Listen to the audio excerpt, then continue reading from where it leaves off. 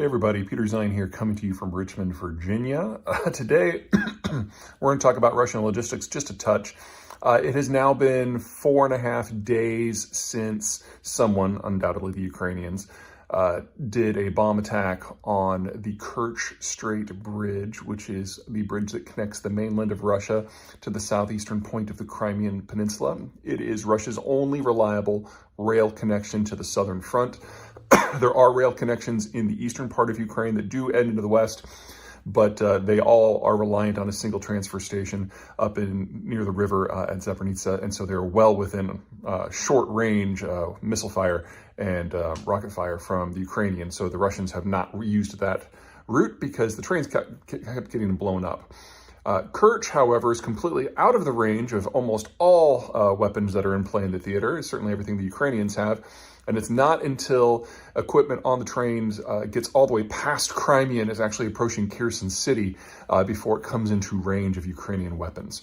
So this has been allowing the Ukrainians to, this has been allowing the Russians to disgorge equipment and men, and especially fuel, excuse me, fighting off laryngitis, very close to the front lines for the last 5 months of the war.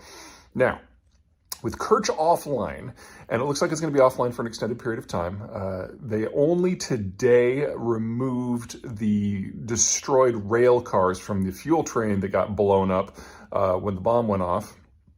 And it looks like at least one of the tracks is warped beyond any sort of easy replacement. So replacing the tracks on the section that was completely damaged is going to be a month or two process.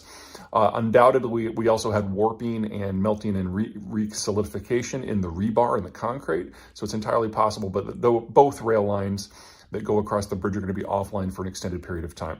But let's assume best case scenario here. Let's assume that the Russians are able to rip up the rails, put up new rails, and that there was no damage to the rebar and the structure of the bridge itself. Unlikely, but let's assume that. It's going to be about a 3-week process. In that time, the Russians need to reroute logistics. Now, there is a 2-lane section of the Kerch Bridge that is still operational, so they can still move things by truck. And there is the option of ferries operating that can go to terminals. And then, of course, there's options of going through eastern and southern Ukraine direct as opposed to going through Crimea. But none of these are good options. There's all kinds of restrictions. Ammo, men, but fuel is by far the biggest one. Fuel is bulky and it takes up a lot of weight and space in any transport medium. And a single cistern car in a truck can transport more fuel than 3 of those giant liquids transport trucks that we see on American highways, which are not what the Russians use. They use ones that are about 1/3 that size. So you're talking about a 6-to-1 ratio just in terms of the volume. And of course, those trucks use an order of magnitude more fuel to move this stuff than a train would. So you're losing a lot on the way. There's also a distance issue. Right now, most of the fuel is coming primarily from the refining and port town of Novorossiysk, which is fairly close to the eastern side of the Kerch Bridge. Otherwise, you're going to have to go to Vrenza or Samara, or if you're lucky, Belgrade, which is further away, and you then have to go through either Donetsk or Luhansk or both before going north of Mariupol into Mariupol. And now you're completely within range of multiple Ukrainian weapon systems before you can eventually do a dogleg over to Kherson. So you're talking about a trip that instead of a day by train is a week or more by a combined road rail system, because you also have to do an offloading of your train at some point.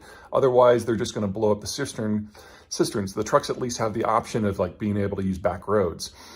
And then, of course, there are active insurgencies going on in almost that entire route. So one Javelin is more than enough to take out a fuel truck, and these are civilian fuel trucks because the Russians don't have a military truck fleet anymore.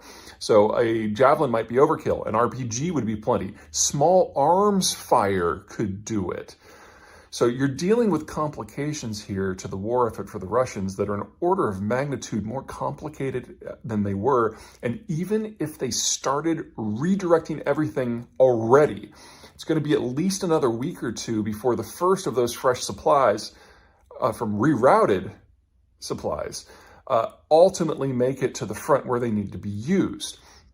Which means even in the best case scenario for the Russians here, the Ukrainians have a window of at least a couple of weeks where any equipment they destroy, any fuel tanks they destroy, cannot be replaced.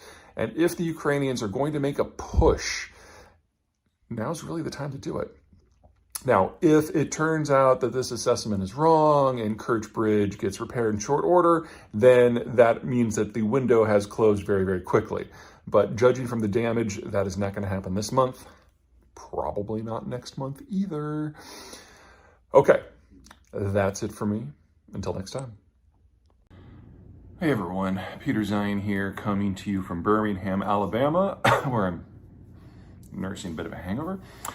Southerners, oh my God. You may have noticed that in the financial markets, the United Kingdom is having a really tough week. The proximate issue is that the new government under Liz Truss released a short-term budget that the markets really did not like. And everyone seems to be piling on and punishing Britain in any way they possibly can.